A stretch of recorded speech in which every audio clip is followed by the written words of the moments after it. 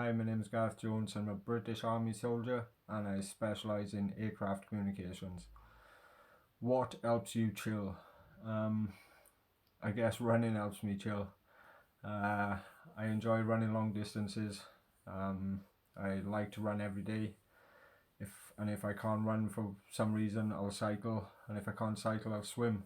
I just enjoy being outdoors. I enjoy being out in nature, and I just see every day as an adventure. I'll get up earlier in the morning, or I'll go to bed later at night, just to get that hour in each day, because I find it really therapeutic, and I think being outdoors, it works wonders on your mind. One, it's just so peaceful, just being on your own in the middle of a mountain or in the middle of a park, country park, where you can actually just hear yourself think. You can really put the world to rights, and I think it's so good and so beneficial for so many people. It's something that I wished I had realised a long time ago. Is it hard to ask for help when you're feeling low? Yes. Yes, it always has been hard. I spend my days telling people now, always ask for help, always be open, speak out. But still, you know, it's easier said than done, because when you were feeling low, the last thing you want to do is ask for help, because you're already contending with being low. The last thing you want to contend with is looking weak in front of other people. And I think that's why I wouldn't say it's a lot harder for a man, because it's hard for women, but being a man is self-pride, and it's something that you don't want to lose, but the moment you open up, you lose that self-pride, or at least you think you do, when really, the minute the second you admit that you're feeling low and you open up about your feelings, then in my eyes it makes you a lot stronger. And yeah, do men cry? When was the last time I cried? Yeah, men cry. Even being in the army, I've seen men cry. Outside the military, I've seen men cry. I've cried myself. I probably cry on every long run that I do. The most recently I've cried was probably about 3 weeks ago. I really wasn't feeling myself, and I don't know. I was just down, just at a low mood. I just finished a very long run a couple of months ago, and I didn't really have anything to focus on, and I can't really explain why, but it just felt like my head was doing a million miles per hour. Nothing was satisfying me, and then I remember one day I was just there, and I just started crying, and it was like if someone had turned the tap on, I just couldn't stop. But I've learned that don't stop it, don't try to fight it, because afterwards you feel a lot better, and it's something I'm not ashamed of, because I think crying is so good for you. It's so beneficial. It's just your body's way of saying you need to relieve some stress, mate. So I'd always say, if you feel like crying, then why not? Who would you call when you're feeling low? Probably the answer to that one's a funny one, because I'm still trying to get to terms with when I feel low, instead of bottling it up.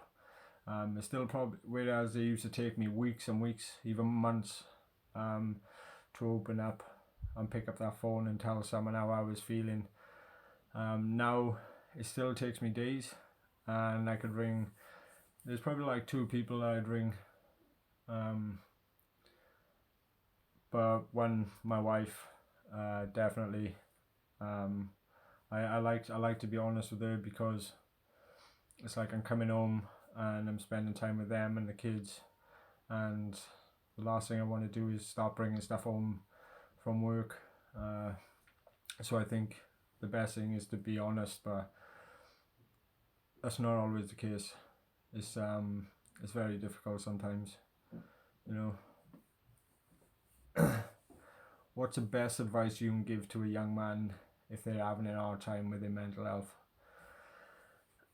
I think the best advice I can give is be open, be honest, and speak out, because it's something that for years I suffered. Before joining the military, I suffered with my mental health without even realizing I was suffering. I was a drug addict. I suffered with terrible eating habits, and I thought I had it all under control. There was a couple of points where I thought I was Superman, where realistically I was on a downward spiral and my head was absolutely spinning. When really I should have opened up and been honest that I was struggling to someone else, instead of thinking I could deal with it. So that's the advice I'd give to any young man, is just be open. If you've got something on the back of your mind, don't worry about what other people will think of you. Just get it off your mind. And I'm telling you now, if you tell a group of mates, so you tell five of your friends that you were struggling, you got a problem, and they don't want to know you after you tell them, then that's their choice. All that tells you is that they're not good friends. So just talk. You know, you never know. Your mate next to you could be struggling as well. It's something I had wished I had realized years and years and years ago. But it's never too late. Just be open, just be honest. Have you ever accessed mental health support services? If no, why not? Not really. I mean, there is a story where I went to see a psychiatrist when I was a kid, a long time ago, and I think that's when all the problems for me were stemmed. I remember walking in, and what I can remember of it was I walked in, I had a meeting with the psychiatrist. He said I was fine, there's nothing to worry about. when really there was. I mean, I walked in there with a big Mohican, and I wasn't right. My head wasn't right, but I played the cool guy and pretended everything was okay. Whereas if I may have been a little bit more honest with that psychiatrist, I think I probably could have missed out about 10 years of my life to drugs. I'm not saying I would never have indulged, but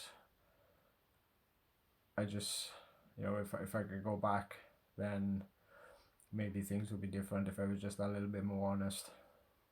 And if they had noticed it. What do you wish all men knew about mental health? I'm passionate about this, because mental health to me is just, I mean, it's just a name. It's just a word. It's just two words. Mental health. You know, it can mean sad. It can mean you're happy. It can mean you're low. It can mean you're high. It doesn't necessarily mean there's something wrong with you. We've all got mental health. It just depends what it is. And what I want every man to know about mental health is, you know, like I'll just use myself as an example. I suffered for a few years with it, and like, don't be afraid to admit to yourself that there's something wrong with you. Don't be afraid to admit that you are feeling weak, and don't be afraid to admit that you know, you've had to accept help, because I promise you that first time you admit it and accept that there's something wrong, that there's something not quite right, then that's the first step you take to becoming stronger. And it is, honestly, it is never too late. And another thing I just like to say, that never be ashamed.